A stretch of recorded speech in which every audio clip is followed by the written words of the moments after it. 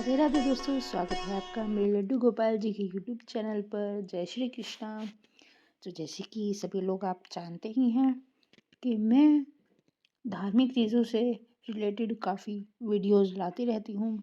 तो आज हम बात करेंगे गीता के बारे में। गीता जो हमारा एक पवित्र ग्रंथ है, उसके गीता सार के बारे में। तो आज मैं कुछ आपको उसके बारे में ही बताने वाली हूँ। और अगर आप गीता नहीं पढ़ सकते हैं तो आप इसको ज़रूर सुनिएगा। इस वीडियो में आपको गीता का सार मिलेगा, जो पूरी भगवत गीता है उसके कुछ अध्याय, कुछ चीज़ें मैं आपको इसमें बताऊंगी जो हमारे जीवन से बहुत ही महत्वपूर्ण होते हैं हमारे जीवन में। गीता का सार वैदिक ज्ञान का सार कहा जाता है और वैदिक साहित्य के सर्वाधिक महत्वपूर्ण उपनिषदों में से एक है।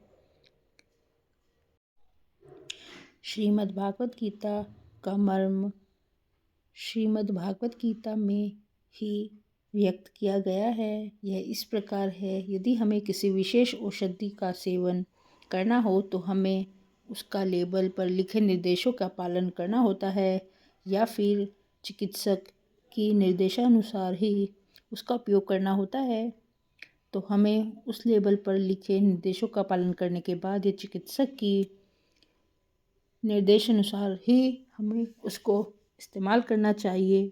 हम अपने मनमाने ढंग से या मित्र की सलाह से किसी औषधि को नहीं ले सकते, क्योंकि उसके दुष्प्रभाव भी उतने ही होते हैं जितनी वह लाभदायक होती है।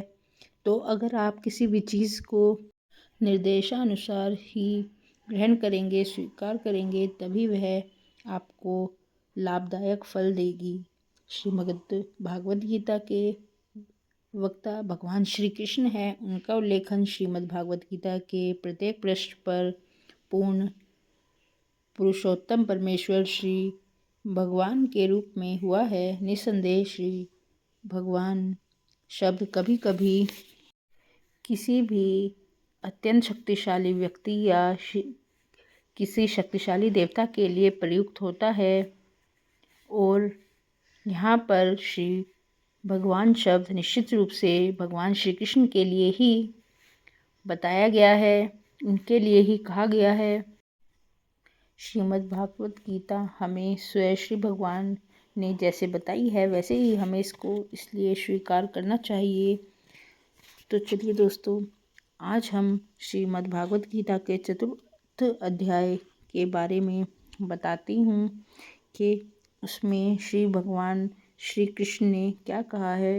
यहाँ पर श्री कृष्ण ने कहा है, अर्जुन को सूचित करते हुए कहते हैं कि योग पद्धति अर्थात श्रीमद् भागवत गीता सर्वप्रथम सूर्यदेव को बताई गई थी। सूर्यदेव ने इसे सुनने को मनु को बताया और मनु ने इसे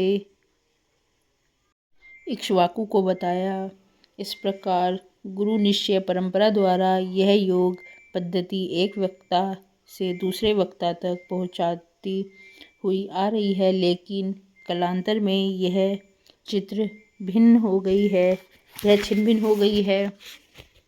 इसलिए फलस्वरूप श्री भगवान को इसे फिर से बताना पड़ रहा है। इस बार अर्जुन को कुरुक्षेत्र युद्ध स्थल में वे कृष्ण को कहते हैं कि यह परम रहस्य उसे इसलिए प्रदान कर रहे हैं क्योंकि वह उनका भक्त तथा मित्र है। इसका तात्पर्य यह है कि श्रीमद् भागवत गीता एक ऐसा ग्रंथ है जो विशेष रूप से भगवान भक्त के लिए है।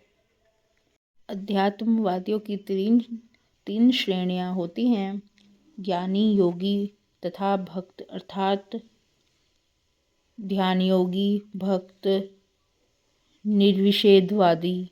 यह तीन प्रकार होते हैं। यहाँ पर श्री भगवान अर्जुन से स्पष्ट कहते हैं कि उसे इस नई परंपरा को ग्रहण करने वाला प्रथम पात्र बना रहे हैं, क्योंकि प्राचीन परंपरा खंडित हो गई थी। इसलिए यह भगवान की इच्छा थी कि सूर्यदेव से चली आ रही विचारधारा को अच्छी दिशा में ही अन्य परंपरा स्थापित उसी दिशा में अन्य परंपरा स्थापित की जाए और उनकी यह इच्छा थी कि उनकी शिक्षा का वितरण अर्जुन द्वारा नए सिरे से हो। वे चाहते थे अर्जुन श्रीमद् भागवत गीता के ज्ञान का प्रामाणिक अधिकारी बने।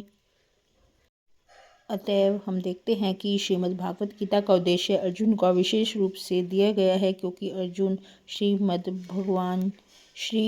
भगवान का भक्त था, स्वयं भगवान श्री कृष्ण का शिष्य तथा उनका घनिष्ठ मित्र था।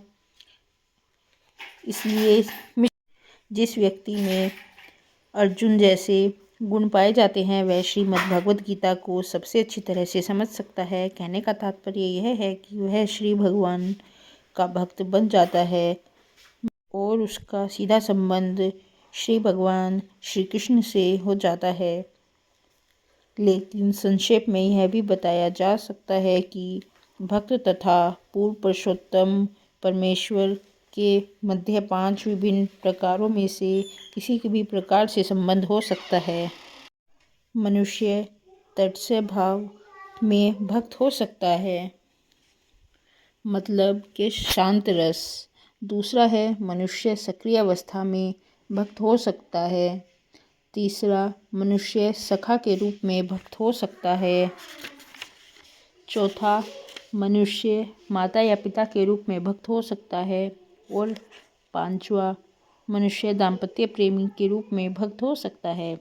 अर्जुन का श्री कृष्ण से संबंध सखा रूप में था। निसंदेह इस मित्रता तथा भौतिक जगत में पाई जाने वाली मित्रता में आकाश पाताल का अंतर है। यह मित्रता दिव्य है और हर किसी को प्राप्त नहीं हो सकती। निसंदेह प्रत्येक व्यक्ति का श्री भगवान से कुछ विशेष संबंध होता है और यह संबंध भक्तिमय सेवा से पूर्णता से ही जागृत होता है। किंतु हमारे जीवन में वर्तमान अवस्था में हमने न केवल श्री भगवान को भुला दिया है, अपितु हम श्री भगवान के साथ अपने शाश्वत संबंध को भी भूल चुके हैं। लाखों करोड़ों जीवों में से प्रत्येक जीव का श्री कृष्ण के साथ शाश्वत विष्टि संबंध है। यह स्वरूप कहलाता है। भक्ति योग की प्रक्रिया द्वारा इस स्वरूप को जागृत किया जा सकता है और वह अवस्था स्वरूप सिद्धि कहलाती है। स्वाभाविक या मूलभूत स्थिति की पूर्णता। अर्जुन भक्त था और वह श्री भगवान के संपर्क में मित्र रूप में था। हमें इस बात पर विशेष ध्यान देना चाहिए कि अर्जुन ने श्रीमद् भागवत गीता को किस तरह से ग्रहण किया। इसका वर्णन 10वें अध्याय में बताया गया है। तो इसका नेक्स्ट पार्ट हम कल की वीडियो में जानेंगे। तो आपको यह वीडियो कैसी लगी ज़रूर बताइएगा। वीडियो पसंद आई है तो लाइक कीजिएगा, शेयर कीजिएगा और सब्सक्राइब करना मत भूलिएगा। और कल से हम गीता के सार का अगला अध्याय शुरू करेंगे, तो हमारे चैनल पर बने रहिएगा। जय श्री कृष्णा।